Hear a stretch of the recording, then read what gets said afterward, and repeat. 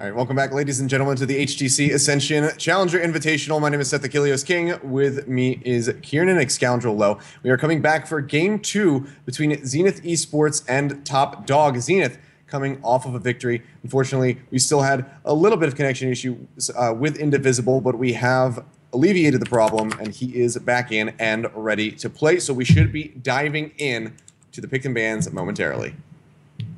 Yeah, and here we are, picks and bans. We're finally into the second game. Indivisible is back, hopefully for the remainder of this game. We don't want another pause longer than game time game coming up. But it was a very quick turnaround in the last game, and Zenith really pulled it out the bag. Tam Kench and Jinx being banned out here for Top Dogs. They don't want Intense Mango on the Jinx this time round. Yasuo, Gangplank being banned out, so Acadian not going to get his hands on one of his favorite champions this time round. Yep, still just keeping that one away from him. We saw him doing a pretty good job early on with that Aurelia. Once he got that Sheen, he was really trading quite heavily with Mysterious, but Mysterious just had, he hit that point where he had better global pressure with the teleport, arriving with that Mega Gnar, making some huge ultimate plays to win out those team fights. So we'll have to see if he's going to be able to go back on that Gnar or maybe try to change things up a little bit. We can see now on the red side, Zenith very intelligently banning away the Lulu. They don't want to give that one up to the hands of either KT Smith or Acadian on the top side of the map. Looks like he's hovering over the Dr. Mundo right now. This is something that we were actually talking about the other night. Really, really powerful champion right now with the changes to his masochism, because he gets that auto attack reset and it deals just a significant amount of damage from where it was before. You combine that with something like a Titanic Hydra and he deals so much damage. Yeah, I mean, you don't even necessarily need the Titanic Hydra to make it effective. You just get that huge auto attack reset that also does the damage based on his max health, I believe. So it's just massive, especially with the attack damage buff that the masochism gives you. He's just become this really, really awesome top lane champion. But who knows? Hopefully we'll see him creep back into competitive, because I think there is a place for Mundo again now, and I'm really excited to see if Acadian tries to bring it to this tournament, because he's one of these champions that has always had this interesting place in League of Legends, in the sense that he just goes into that flat tank role, but is always going to be a threat because of his cleaver's max damage, max percentage health based damage, and the ability to just chase down an AD carry and always be some sort of a threat. It's just that he doesn't really have the hard CC or the huge damage that a lot of other top laners provide, and so he's kind of lackluster in both senses. And all he really is good for is to be that kind of front line. And when you're really basing these top lanes around either do I do damage or do I do huge amounts of CC, he doesn't really have a place in either. But I do think there'll be a point when Mundo comes back. I'm willing to hedge some bets on that one. Yeah, I agree. Mysterious, though, with this Gnar, we saw him, he was struggling a little bit early on. So I'm excited to see how he fares in the early game this time around. Maybe we'll see Acadian going back to that Aurelia. Not sure quite just yet. We can see they're not going to lock in that top lane, saving it for the last round of picks. It's going to be Lee Sin, though, for Contracts, of course, who is just wildly impactful in that last game. Yeah. You guys can say hello to Che Pigliguan Jin, who is walking around behind me. But Nidalee and Thresh have been picked up for the side of Top Dog. So very consistent duo bot lane here with that Kalista and with the Thresh. They can essentially save each other. You have the Fates Called, you have the Dark Passage. So really reliable there, and also really reliable engage, throwing that Thresh into the enemy, getting that Flay back, and then just locking him in with the death sentences as well. Very consistent there. It's hard to mess up that bot lane in the 2v2. It's going to be really reliant on Contracts and Nintendo to kind of decide which direction that's going to be going in. The Nidalee, though, is a really interesting pick, and we'll get to those in a second. The Nidalee, really interesting pick. I like it, but it has to be able to snowball to be impactful. Whereas Lee Sin, he can at least displace carries with that Dragon's Rage. Nidalee has to be landing spears in order to kind of take off in this game, but we can go ahead and talk about those last two locks there. I mean, look, there's a whole host of things that are happening in this Champ Select right now, Seth, and there's so much that I want to talk about, but I'll just focus in on the main things. That's a really interesting bot lane. Now, Ashe is another one of these champions that does well against Kalista in lane. She can be a huge lane bully, and also combos really well with the Braum because you manage to get a huge amount of slow onto the target that you're trying to lock up. And what's even more interesting is that Braum should be able to block a lot of the auto attacks coming through from Kalista, so he will be tanking them up. It will leave Mango free to do his damage from the backline. I imagine that they're going to be looking for a 2v2 in this scenario. They want to force that 2v2. It's going to be potentially, I don't know whether this is even Nidalee jungle. I want to pick up on that. If it is Nidalee jungle, I think Contracts can have his way with Nintendo X here because it's a really tough jungle matchup for Nintendo X, especially if Contracts gets that early invade down. If Nintendo X, doesn't land that spear, then he's just not going to be able to cope with the trading damage that Contracts will put out. And Mysterious on that now, we saw him struggle in lane in the early portions, but he was a massive impact and a massive factor in the ability for Zenith to turn around the teammates. In fact, I would say he was the sole factor in Zenith's ability to turn that game around because of a fantastic flash Gnarl that locked up Impactful on that Kalista, allowed Arc Second on the Lulu to use her Glitter Lance and basically win that fight single-handedly. I would say without Mysterious on Gnar, there was a very limited chance for them to turn it around. Yeah, I would agree with that. This is going to be a bit different, though, with Arcsecond now on the Kassadin, as opposed to the Lulu, of course, banned away by them. So we'll have to see how he's going to perform in this one. Looks like the clock is running down now, and there will be locked in. He is going to be running the teleports and not looking to have the Ignite like he ran in the last game on the Lulu. Yeah. So is going to be looking for that global pressure, of course, to match KT Smurf here on this Viger, who also has the teleport.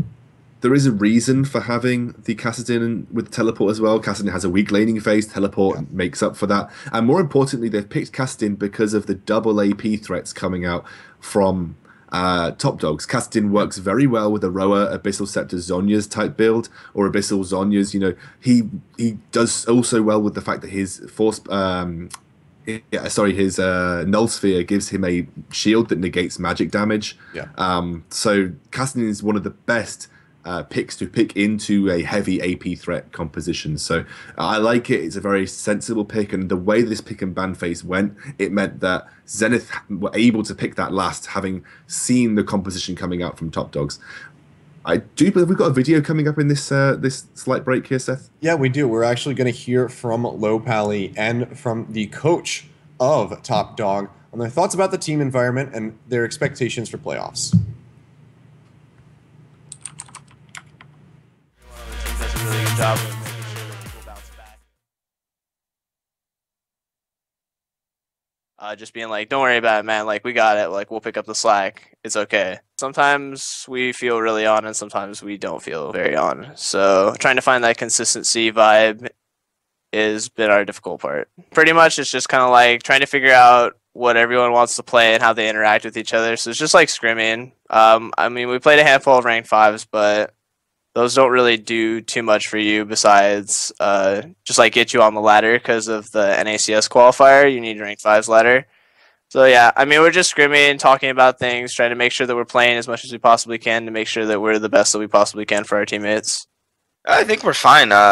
This is one of the more easier rosters I've ever had to work with in terms of players. Everyone wants to improve, get better. There's really no conflict. So even though the skill level might not be as great with this roster as, say, complexity when I was working there or something, I think that the cohesion's a lot better, and I think that we're just going to keep improving if we keep this attitude. So I'm really happy with how we're meshing right now. It's a reasonable expectation to say that we should probably make it out of groups and into the playoffs. I think that's an expectation that we can hold to. But if that doesn't happen, it's not the end of the world, because playing in a competitive setting is the most important thing, and that's how you improve the fastest. So regardless of result, for us, this is just something that we can use to continue to improve, because it doesn't matter how we do in this tournament. What matters is how we use this tournament to prepare for the NACS qualifiers in a couple of months. Not to say winning would be nice, though.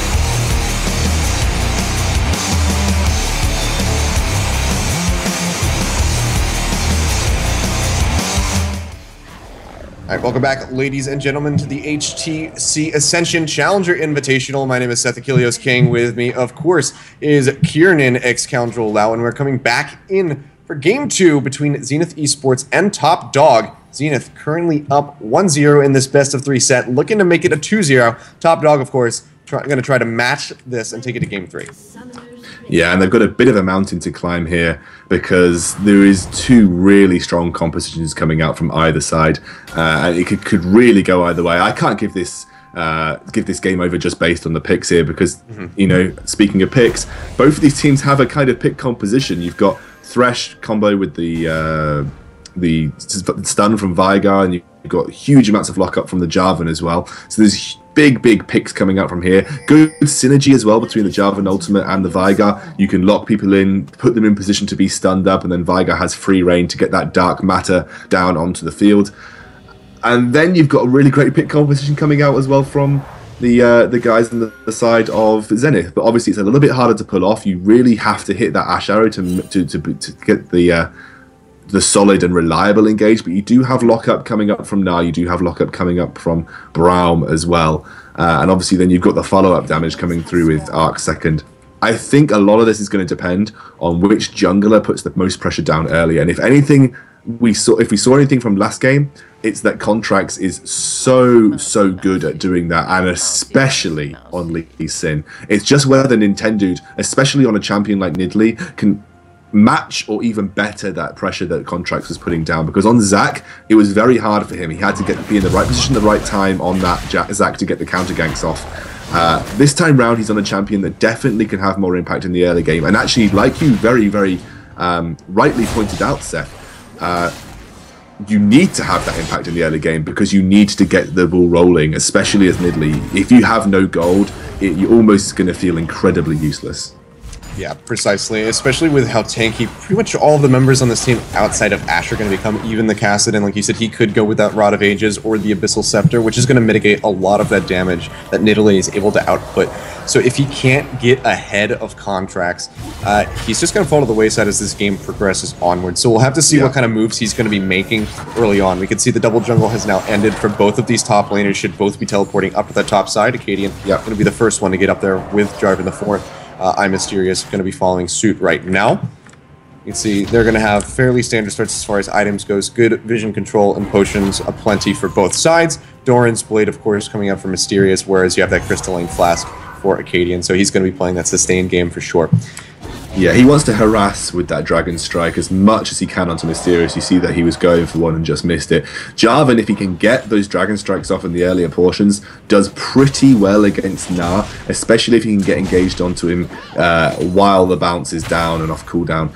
The interesting thing about this mid lane as well that I wanted to pick up is that Arc Second took the teleport and he took it basically expecting to have a pretty tough matchup, but actually he can do well against this Vigar because Vigar's never really going to exert a huge amount of pressure in lane. So both of these mid laners are really looking to scale, and ideally they'll just be using that teleport to minimize the amount of time they can spend away from farming, and then probably use it to try and impact the map more. Post 6, you know, it's always going to be casting that has more impact in those teleports because Vigar is very static. He really relies on getting that stun down, and that's quite easy to avoid, especially if you're on, if you're sort of keeping up to date with where he is. Oh, Invisible taking a lot of damage, though. Throws out the concussive blows, and Low Pally gets locked up. Here comes Contracts from the side, though. This could be the first blood, and the teleport down as well from Arc Second. Low Pally so low, he will go down for the first blood. Kassadin finds that one, and now Impactful with that Sonic Wave. They dash through, and Contracts follows up for the second kill. It's 2-0 already, just 4.5 minutes in. Zenith eSports walking away with those. Huge roams coming out from the level 4 Kassadin with that teleport, already making an impact, already having his say on the way this game is going to go. And Nintendo X is doing what he did last time when Contracts was trying to put pressure down and just attempting to counter jungle as much as possible. And now they're potentially looking to get some pressure onto Mysterious in this top lane. But I really don't think that's the best of ideas, and actually Nintendo also looking to reconcile and reconsider that decision. But a great early piece of pressure being put down by Contracts there. And again, this is exactly what I told you to look out for. This guy has huge amounts of early pressure, and it just kind of Nintendo's a little bit lost. He's not quite sure where to wander to. He's not quite sure where to throw the spears, where to come out of the jungle from, because he's lost in that topside jungle. And you know, you saw it last game. While top lane was being affected by Contracts, Nintendo was almost a little bit lost in the bot side jungle. And again, I just got to give it to Contracts. He's been playing incredibly. Yeah, he really has been. And one of the things you talked about, Nintendo looking a little bit lost, he's going to be even more so lost because Arc2nd is getting ready to hit that level 6 mark, which is, once he has that Rift Walk, he's basically going to be ungankable by Nintendo because he can just safely jet straight back to his tower. So Nintendo's just going to find that he's fighting an ever steeper uphill battle as this continues to go, unless he can make some major moves around this bot side of the map or in this top side. Those are really the only two places that he can become impactful at this point, especially with Contracts now getting ready to complete the full enchant. I'll have to hold that thought though, because Mysterious going in on Acadian, taking him quite low. The house connects. Acadian has to use the flag and drag to get himself to safety. Can he hit the house in time? Doesn't look like he's going to be able to get that one. Actually blows the flash out of that top side. Acadian knowing that he would have gotten hit by that one, so major cooldown blown by him, and that's just going to set up for Contracts to pay more visits to that top side of the map. Invisible gets grabbed up in this bot side of the play as well. The concussive blows yet again. We saw this earlier on. That's going to be the volley coming through by Intense Mango. Can they get the kill? The flash forward will confirm it, and that's going to be another one. Now 3-0 for Zenith eSports. Yeah, this young challenger team with the very young jungler just showing top dogs how it's done in this early portion. And this is great for Zenith because they have a later game scaling composition. They have the Ashe, they have the Gnar, they have the Kassadin. They are going to relish in a gold lead at this point in time. And like we said, Arc2nd is going to be safe from now on. It's so difficult for a Nidalee to gank lanes anyway, and now Nidalee having to gank a lane with a Kassadin that's got his Rift Walk is going to be near or nigh impossible. Really going to be relying on KT to land a solid stun, which means that it will be a free spear for Nintendo. But even with the stun, Arc2nd should be able to jump towards tower pretty effectively. Nintendo again looking to farm away and counter jungle as much as possible. Arc2nd going to head back. His teleport just about to come off cooldown, I believe, or maybe he's just used it actually. I can't quite tell. It's in that weird situation that it's so close to either being up or being just used. But he's essentially got the potential to roam now. Oh, that is going to be the arrow coming out. The Glacial Fissure as well onto Impactful, and here comes Contracts for the good measure follow-up. There's at the Sonic Wave. Don't think they want to go underneath the tower, but this is yet again the bot lane of Top Dog playing way too confidently, playing way too far forward, not respecting that engage from the level 6 bot lane of Zenith. The enchanted crystal arrows straight into Glacial Fissure. It's just too much engage to be counteracted. It's the icy Freljord lane. But you know, every time you have that Ashe arrow up cooldown, you want to be trying to use it to get something to happen in the bot lane. And Contracts is always in the right place at the right time. And that was a beautiful Ashe arrow, and it just shows the communication on Zenith eSports. A very consistent lineup. They're always communicating with each other. Nice jump on the wave there. They're trying to get the wave to push back towards their own turret, which was very nicely done. They didn't actually allow the enemy turret to destroy, or rather they managed to kill off their entire wave before taking away the enemy turret, and now it is going to push back towards their own turret as well. So fantastic. But they're actually saying we don't want to go back to bot lane. We want to go make something happen in the top lane. So they're going to be wandering up. They're going to have their ultimates by the time they get there, or thereabouts. So they're just looking to use that Ashe arrow in as many lanes as possible, and maybe even going to swap this round and put pressure onto the Jarvan.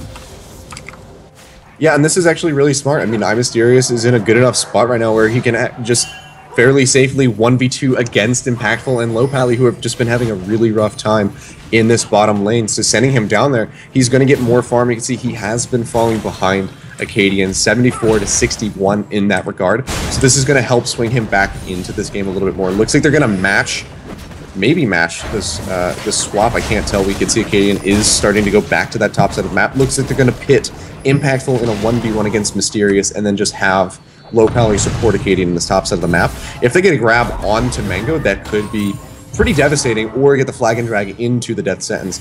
Shouldn't lock down the Ashe long enough, especially since he does not have flash available. We'll have to see what happens. Indivisible, though, playing a bit far forward, gets spotted by that pink ward, which he was just standing on. Didn't really notice it, I guess, at first. But he takes a little bit of damage for his trouble, but they will be able to go ahead and clear that one out. Yeah, I mean, Ashe is one of those champions that if you do manage to land any form of CC on her, she's one of the worst AD carries to be in that situation. Yeah. Just because she has no sort of self-heal, no engage. She has the slows, obviously, and it's very, very good against champions that rely on simple movement speed to catch up to her. But if you've got a champion that has a gap displacement, or, you know, a gap closer rather, it is so difficult to get away from them. And Jarvan is one of those champions that is just ultimately incredible at that. Oh, they're going for it though. Yeah, and that's going to be the Cataclysm coming down. Nintendo X here as well. Looks like Mango will go down, and he does. Nintendo finds that kill. Indivisible still sticking around. It's going to be a canceled teleport from Arc Second. Doesn't want to follow on through, but Contracts is here, and he gets the Dragon Rage kick fit to follow up with that Resonating Strike. Takes down Acadian. So all in all, it's a 1-for-1 trade. Contracts, yet again, like you said, always in the right place at the right time. Yeah, he's got such good maps awareness and such good game sense that he's just always able to back his team up when they need it the most. The saving grace, I think, for Top Dogs is that Nintendo had actually picked up the kill that's going to allow him to get some much needed money in the bank. And Low Pally getting a flare. They're trying to land some damage down Nintendo. They've got Acadian coming from the backside. Yeah, he goes in, gets a flag and drag. They jump forward. Nintendo finds the kill. Contracts maybe in a bad spot. The spear's not going to connect, but Acadian's just going to flash in, throws out that Sonic Wave. Goes with the Resonating Strike, cannot connect. Nintendo takes him down mid-air for the double kill. And this is Top Dog trying to inch their way back into this match. Yeah, and I think they're going to try and respond by taking away the dragon. They are indeed. Mysterious is going to go down. Mango's there. They've got the pink ward. They should get this for pretty much free. So not a bad trade, but huge gold input into Nintendo's back pocket. It's going to allow him to go towards the Rod of Ages build. The earlier he gets that, the better, especially in the jungle where you're going to be starved of gold compared to a laner regardless. So he's got to finish that up pretty quickly and hopefully get another couple of kills into his bag, and then we'll really start to see this powerful jungle Nidalee start to ramp up. Arc Second taking a bit of damage, jumps right back in on the KT Smurf. Here comes Intense Mango, throws the arrow, it lands. It's only going to take one more shot. There it is. Finds himself that kill, the assist going over to Arc Second. Very nicely played and just well communicated yet again by Zenith eSports. And this is another, what we've been talking about over and over again about Zenith, is they've got fantastic communication. They're always communicating when they have the ults. They know when they've got the damage. I mean, Arc Second, most people would have called him crazy for going back in on Veigar at that health. You know, no way was he going to win that trade by himself.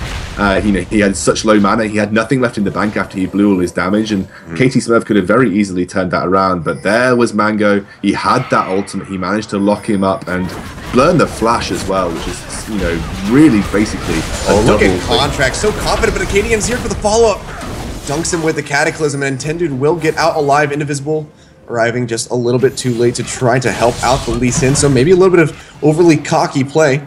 Acadian as well goes into the flag and drag, just finds nothing but damage to the face. Mysterious throws out the house. It's not going to connect onto anybody, but he's also about to lose Mega Form, so he's going to have to back out. Yeah, again, Contract's being very over-aggressive in that jungle, like he said. And he's been doing so well, though. He's probably been, you know, again, like you said, I guess a little bit overconfident in that sense of the word. We just praised the Zenith communication. I think maybe Contracts went a little bit too deep without fully communicating to his team what he was intending on doing. Mango trapped in that prison, gonna force the flash. Yeah, Indivisible gets grabbed up by that death sentence, stirs up the shield to try to deter as much damage as possible. Meanwhile, on the bot side, Acadian goes back in. Mysterious takes so much damage off of that one. This Tiamat Jarvan just ripping through the HP bar. He will back off, however. Has to be worried about Contracts at this point because he's usually everywhere you don't want him to be if you are on the enemy team. Enchanted Crystal Arrow gets thrown out. Mango will connect on that one. Nice follow-up there by the rest of the team just to tag in, get those assists. And that's going to be the Ashe finding himself his third kill of the game. Just 14 minutes in. Nintendo, he gets connected on by that Sonic Wave. Contracts goes in, finishes him off with the Dragon's Rage. Now Low Pally in a bad spot, lands the death sentence onto Arc Second. And he's just going to go straight in underneath this tower. Oh, that Ice Volley almost connected. Would have been Low Pally going down for CERN. Blows the flash, though, to get himself to safety. He will be able to walk away, but a lot lost on the side of Top Dog yet again.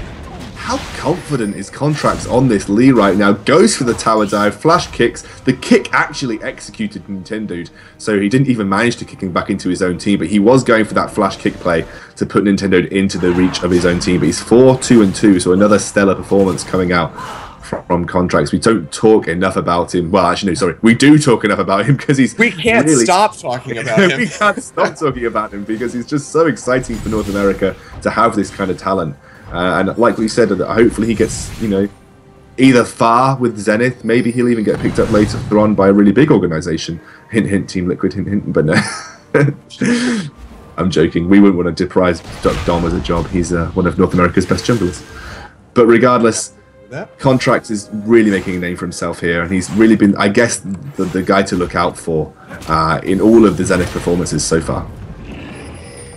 Yeah, he is just absolutely showing up at this tournament. Definitely, I would have to say the MVP of this week. I mean, granted, there still is next game to watch, but off the whole bad thought, this Mysterious getting engaged on, has the Mega Narc coming in, throws out the house, not going to connect.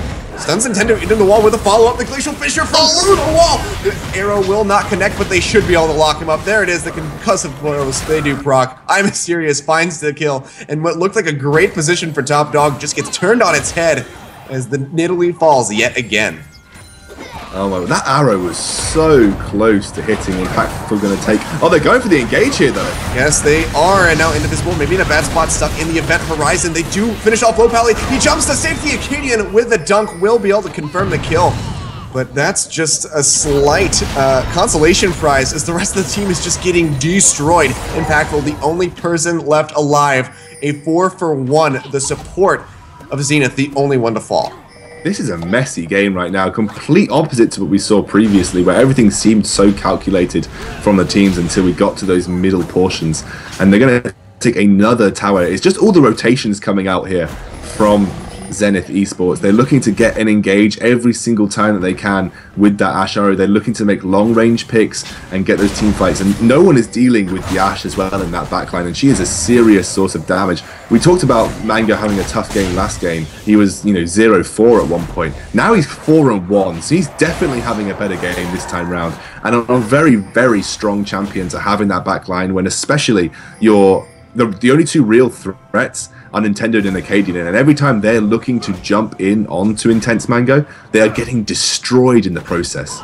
Well, look at this nice bait and Invisible trying to posture forward here. The Sonic Wave connects. It's going to be Contracts going in. He gets that Dark Passage to get him to safety. Impactful will stay alive for the time being, but almost a really well executed trap there by Zenith. We're trying to bait somebody in with that pink ward take, but they go ahead and get that one for their troubles, as well as a little bit of damage onto the 80 carry for Top Dog. Yeah, and Top Dog again. This is basically two teams that are wanting to get their champions into the later portions of the game. The only problem is, the later this goes, the more powerful the Zenith guys get. You know, you've got Ashe, you've got Castin, both of which scale incredibly well. Obviously, Vigar is an incredible scaling champion, but he does not do well against this sort of hard engage and gap closing ability that the Zenith lineup presents. If he gets hit by that Ashe arrow, then there is nothing stopping the rest of Zenith having their way with that small yordle. And, you know, it's been shown so far, he's 0-3, 2 deaths in that mid lane, and then eventually got taken out in that top lane too. It was just ridiculous how easy it is for them to take out Vigar right now, and already you're seeing... I mean, actually, I'm just going to point out, because the Vigar is in the team, look at the boots picked up by both Contracts, Mysterious, and Arc Second. All of them going for that Mercury Treads, all of them really respecting the Vigar stun. Yeah, they don't want to get locked down, and that's one of the other things to keep in mind is the event horizon isn't just a flat number. It does scale up the duration of the stun with each point.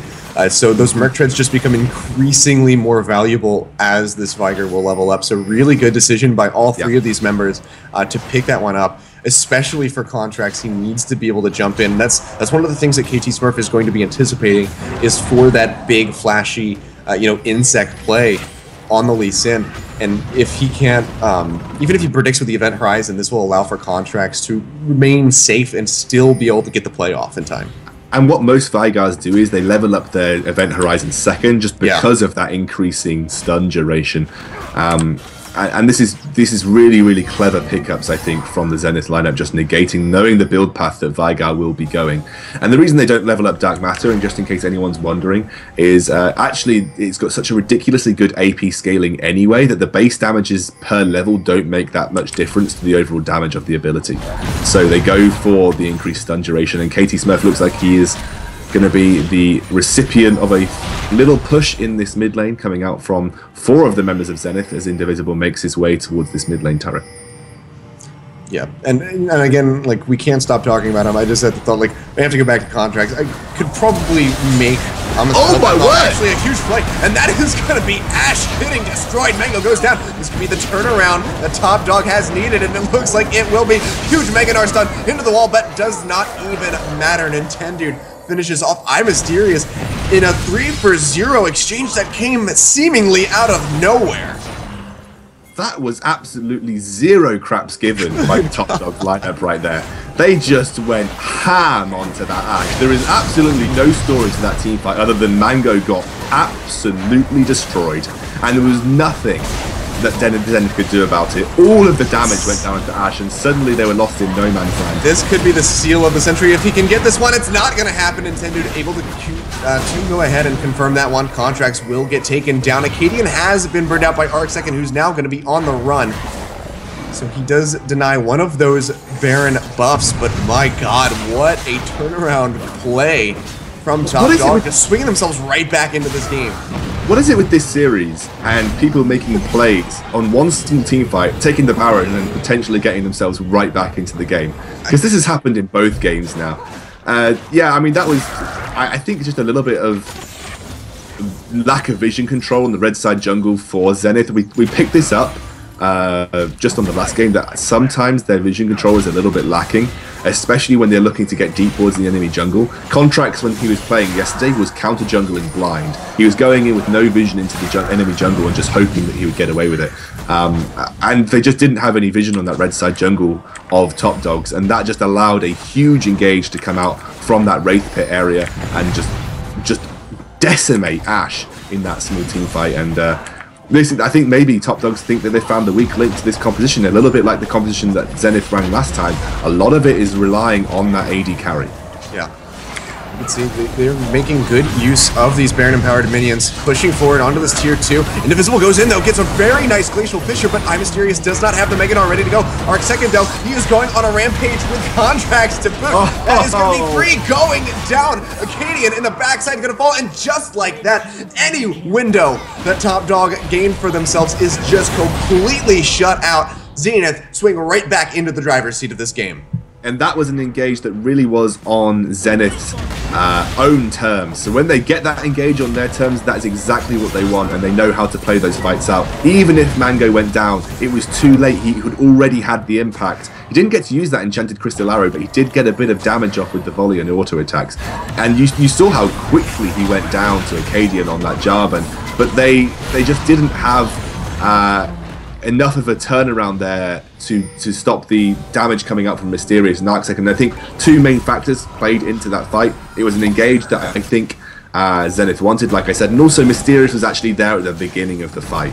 So he was there to have an impact. He didn't have to teleport in, because that late teleport meant absolutely zero in that last team fight where Top Dogs came out on top and got the Baron. This time he was there, and actually, you know, they had the chance to plan that team fight correctly. My god, Indivisible, clearly not lagging anymore, just goes in massive Glacial Fissure. That was one of the most beautiful and well-executed Braum ultimates that I have ever seen. Contracts getting grabbed up, the Event Horizon is there to follow up. Enchanted Crystal Arrow goes on to Low Pally, who's down to half HP. Do they want to continue this engage? Indivisible and iMysterious are off on the sidelines. He's trying to build up that Narbar. This could be a massive engagement. Glacial Fissure goes through, catches an Nintendude, but here comes the Event Horizon. Indivisible way too far forward, gets popped by that Dark Matter. Huge kick back, finds the Nintendude. That's going to be impactful going down. Acadian in the backside, though. He's on top of the Ash. Can he finish him off? He cannot! Mango takes him down in the 1v1. KT Smurf, the only living member of Top Dog. Zenith, yet again, just running away with another fight. Oh my word, that was a ridiculous kick from Contracts. Not only did he put Nintendo decks in range of the Zenith damage dealers, he knocked Impactful up and allowed Mango to get the damage down to take him out. That was 2 huge threats isolated solely from a kick from Contracts in a 4v5 scenario, no less. Oh, that's absolutely ridiculous. Look and where actually, he's stuck at. What's that, sorry? KT Smurf, he's stuck really far forward here. Stuck. Yeah, he's stuck right now. He's definitely going to go down at some point. It's just whether Contracts wants to pay for his life with it or not. Primordial Burst is coming up. He might be able to pick somebody off here. We'll have to see what happens or if he's able to get out of here. Oh, here comes Arc Second. Nope, he's just going to get popped. There you have it. 22-11. Mango, he's actually going to go down though. Acadian sneaks his way around the other side of that tower, comes in with a flag drag, takes him out. But Dragon is alive. Four very much alive members of Zenith, and very healthy members at that. Now rotating down to that side of the map. Should be able to take their 3rd Dragon with relative ease here. I just want to pick up on They're looking for Acadian. Yeah, when Acadian is jumping in onto Mango, the thing about Jarvan is once you've used your flag drag and ultimate combo, that's basically all of your damage. After that first auto attack, all you've got left is your normal sort of auto attack base damages coming through. And what Mango managed to do in that fight is somehow negate some of the damage with the heal, and then allowed him to do the consistent sustained DPS that we know Ashe is really, really, really good for. But now the Ravenous Hydra has been completed, it's going to be a little bit harder for Mango to survive these Jarvan all-ins. But you saw there, it was a prime example of managing to out-sustain the Jarvan damage. If you manage to survive that initial burst, then he does not have a lot left in the tank for you. That was a little tidbit from that last team fight. That's why Mango managed to survive. But, you know, without that heal, I think it's going to be very difficult. Mysterious gets locked up. Yes, he does, and he gets destroyed before he can even go into the Meganar form. That Primordial Burst doing wonders for KT Smurf here, as he confirms his 2nd kill of the game. What even was that? That was just ridiculous. That is just Vigar in a nutshell right now. Yeah. He has got. I'm just gonna find out how much ability power plus. He's got 356 right now, standard. He's got plus 161. Yeah. Plus 161 on that Q at 26 minutes. That's actually incredible. And you know, it's almost Vigar is AP. Yeah, Vigar is known to be the sort of anti-AP champion because his ultimate does more damage based on the AP that your opponent has. And that basically one-shot Nah, who's got quite a lot of flat health and Mercury Treads and 0 AP. So this is KT Smurf just running away with a huge amount of bonus AP. And this is why they need to focus him, because if he is not going down, he does stupid amounts of damage. Yeah, we can see he just picked up an Amp Tome. Wouldn't be too surprised if that's going to be the Zhonya's Hourglass. I think it would be a little bit insane of him if it's not. He's going to be needing this because the pick potential right now from the side of Zenith, as they've been showing, is pretty borderline insurmountable by Top Dog. They have been making very slight moves here and there to get back into this game, but everything's getting kind of turned on its head. Insurmountable, that one? I like that word. It's nice. Thank you. It's nice to increase the vocabulary spread in these. I like when your blatant Britishness comes out and you go, "Oh my word!" it tickles me pink. It's pretty entertaining when it comes out, like, and you're actually surprised by something. Oh no, it's just I use that all the time, unfortunately, just because it's my classic surprised phrase or excited phrase. It's like, "Oh my word!" Yeah. Also, I don't like to say, you know, the OMG version, just in case anyone gets offended, you know. I'm just being nice. Fair enough. Well, that's very respectable of you. We can see, though, all 5 members of both teams now posturing around this upper mid side of the river. They're trying to make exactly the same pick they made onto now, and I'm not sure Zenith are going to fall for that trick twice. Yeah, I don't know if they want to fall for that one yet again. Mysterious has that Narbar built up. He's ready to transform. Let's see if they try to make a play. That Sonic Wave not connecting is almost certainly going to be the disengage here. Looks like they might pick up back. Oh, they get it on the KT Smurf. Nintendo down to half HP already. The box goes down. Base call out. KT, he just gets melted by Mango. Nintendo is going to be the next one to fall. That Zhonya's is there. It's not going to do too much for him to stay alive. Impactful actually kiting quite well. Looks like he will get the safety. Low Pally goes in with a huge play. Actually finds the kill on Indivisible, but he will get taken down. Acadian goes back in, but it doesn't even matter. That Netherblade comes back up for Arc Second, and he takes him down with one more auto attack. And now we can see the first inhibitor of the game is going to fall here at the 29-minute mark. There's still some death timers up here. They might just go for the finish. Mango is a very healthy Ashe. Yeah, and he has got loads of damage in the bank as well. They're going for the game. They're probably going to get this. This is just another single team fight that has turned the entire game, well, not really the entire game on its head, but the 5-man Bangkok Titans. 4-man, yeah, 4-man. Invisible is dead. I'm sure if he did it in spirit, though. But yeah, the flare, the Bangkok Titans flare goes up at the end of that game. But my God, Zenith looking so strong, top dog. They had that one miracle almost comeback play, and then they get the Baron. But then right after that, Zenith with that massive Braum ultimate from Indivisible just really put the final nail in the coffin and seal the deal for them to take that series 2-0. What plays coming out of these guys? I mean, it's hard to even say at this point who gets MVP, because I almost want to give it to Indivisible off of that Braum play, but I feel like Contracts out of both of these last two games might be the more deserving one. What do you think? It's got to be Contracts. He's had such an impact in the early game. We talked about how if he has the impact in the early game this game, Zenith are going to do well, and he did. He was ridiculously on point with counter ganks. He was there for engages. He managed to turn the tide of a couple of battles. Just great play from a guy that is going to be a really, really big player in the future of North American talent, especially coming from the jungle. And I think, Americans can take all, NA will take all the talent he can get its hands on right now. And maybe in a few years we'll see him in the LCS. I just want to point out that last fight. We talked about that you have to hit the Vigar with some sort of CC. They managed to thread the needle with the Ashe Arrow right there. Ashe Arrow straight through literally everybody onto the Vigar, the Flash Narrow, and he received the Dragon's Rage kick just for good measure. And that was basically the stealing of the deal of that last team fight. And just ridiculous play by Zenith. They 2-0 a very strong team here in the form of Top Dogs. I'm sure Top Dogs will make it very far in this tournament, but Zenith are looking like the ones to watch so far. The chat, you guys can all say hello to Piglet. Piglet, say hi. Hi. He's gonna. You want to cast with me next time? No. No. Okay, he's not gonna cast with me next time. But he's here to scout some talent. He wants to see what 80 carries he's going to be playing against in the near future. All right, go ahead. Slide on out. Thank you, buddy.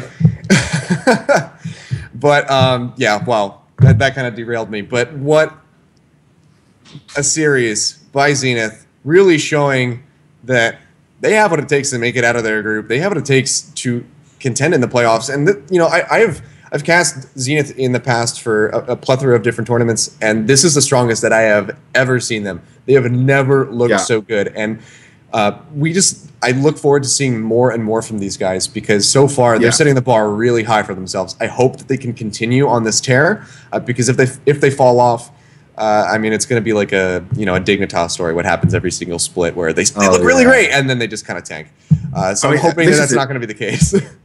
This is the new lineup as well, I think, for Zenith. I think this is a roster that's been formed in October, and a lot of these guys are fairly unknown, but they are just throwing their weight around right now, and both of those games looked fairly dominant, towards the... when you're looking at a 30-minute game, that's basically a dominant performance in most senses. It's not a stomp, but it's a pretty dominant performance. And it's very going consistent. up against these... Exactly, very consistent. And going up against these huge players like Nintendo Dex and Acadian, they just had their way with those boys. They absolutely wiped the floor with them. Yeah. It was exciting and incredible to watch such really good NA talent coming up through this wonderful tournament. And big props to HTC for putting it on, because it's such a good way to scout out and showcase the kind of talent that NA does have left. You don't need to import. You've got some fantastic guys here on your own soil. Like you said, big shout out to HTC for this, but also AlphaDraft as well for helping to put on the tournament. And I think just from those last two games alone, we have a plethora of plays to choose from for the AlphaDraft top 5 plays and the top 5 fails that'll be going up on their YouTube channel later this week. So make sure you guys keep your eyes open for that. I'm sure they'll be tweeting it out, HTC Esports as well, because that's going to be a really crazy series of little clips there. A lot of it I feel like could be contracts coming up here, but of course if Indivisible's Braum Ultimate has to make it onto that highlight reel. It was crazy. It was good. just magnificent to watch that when it happened. We're going to go to a quick little break, ladies and gentlemen. When we come back, we'll have our second best of 3 of the night getting ready to go. I believe we have Lion Esports, who went 2-0 yesterday against DCG Fire, looking to continue their streak as well versus Frostbite. So don't go anywhere. When we come back, we will have those games. I'll be bowing out for the night. Filling in for me will be Josh Piscator Lee, and I believe we have Bird DeGaia stepping in as well. So from me and Excountrel, thank you guys for watching. Stay tuned for more games.